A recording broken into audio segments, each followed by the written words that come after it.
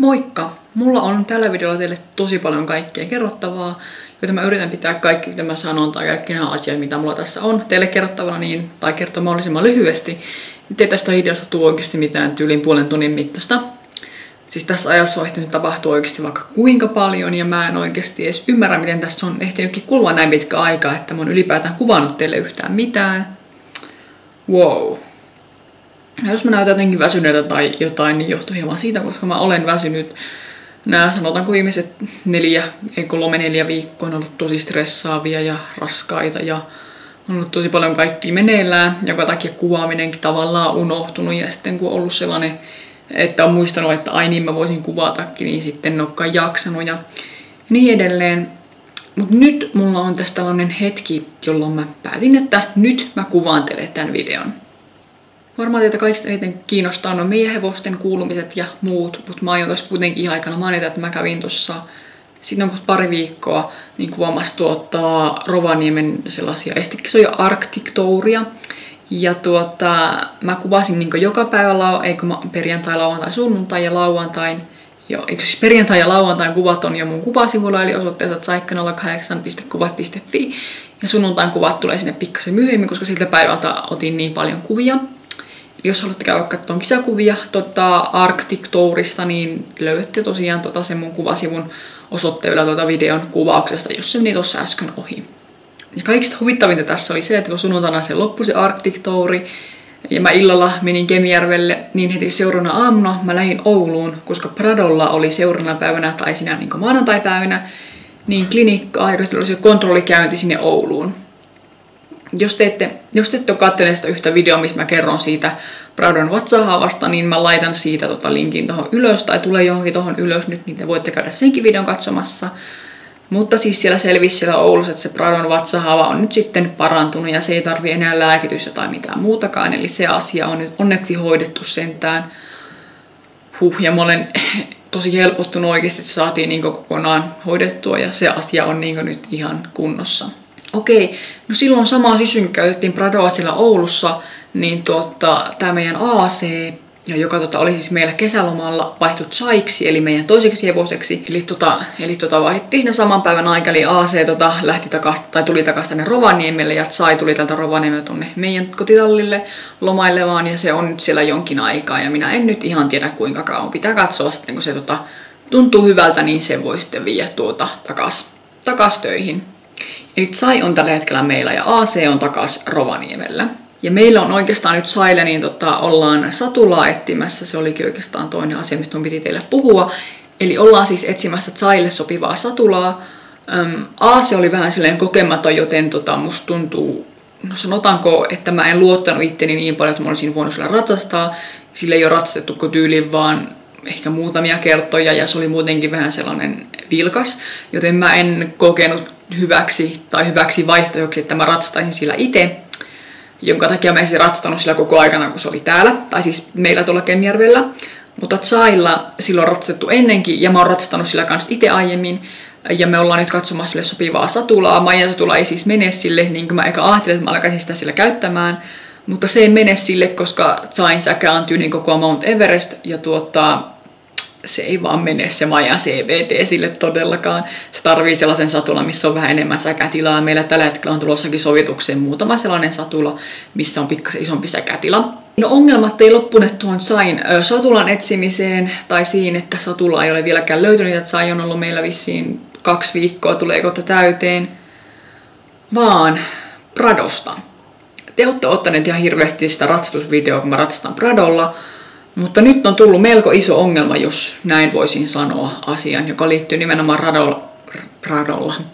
Pradolla ratsastukseen.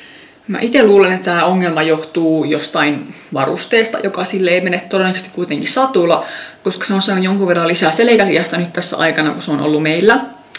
Ja se on mennyt tosi hankalaksi ratsastaessa, tai siis ei käynti menee hyvin, mä pystyn sitä käynnissä työstämään silleen kunnolla, mutta se ei oikein ole halukas ravaamaan ja laukkaamaan ratsastaessa. Tai se on jotenkin tosi hankalaksi, minä aina kun pitäisi ravata tai laukata ja protestoi ihan kunnolla. Ja se on oikeastaan se syy, miksi mä en ole halunnut kuvata teille mitään ratsastuspätkiä, koska se on vaan niin hankala. Mä voin oikeastaan nyt tähän laittaa teille yhden klipin, missä mä yritän ravailla sillä. Tolleen, niin kuin tästä nyt näette, niin protestoi ihan kunnolla ja ei näytä kovin tyytyväiseltä tossa, kun mä pyydän sitä ravaamaan. Ja laukkaa, kun yrittää nostaa, niin se on ihan sama homma. Mutta niin kuin mä sanoin, niin mä luulen, että se johtuu tuosta satulasta. Eli se, tai ollaan otettu vuokralle sille tollanen Childerikin DSG koulusatula. Ja meillä on ollut siellä aika lailla koko ajan toi sama määrä täytteitä tuossa Mattesin romaanissa. Joten satula pitäisi sovittaa nyt varmaan sitten uudestaan. Ja toi protestointi voi johtua ihan vaan siitäkin, koska oikeastaan mitään muuta syytä ei vaan tule mieleen.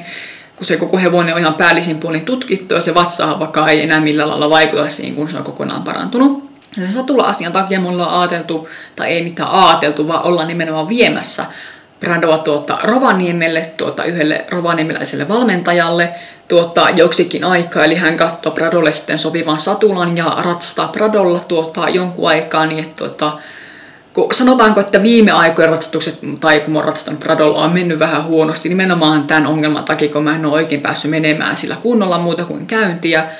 Joten tää sitten katsoo tämä valmentaja ratsastaa Pradolla muutaman kerran ja katsoo sen satulan sille silleen sopivaksi, niin että homma alkaa rullaamaan. Mulla on itsellä ollut monesti tai nyt tosi paha mieli aina ratsastuksen jälkeen ja mä huomaan Pradostakin kuinka silläkin on silleen tai paha mieli aina ratsastuksen jälkeen, joten tavallaan ei ole niin edes huvittanut julkaista mitään ratsastusmatskua tai muuta, kun on ollut vähän nihkeetä.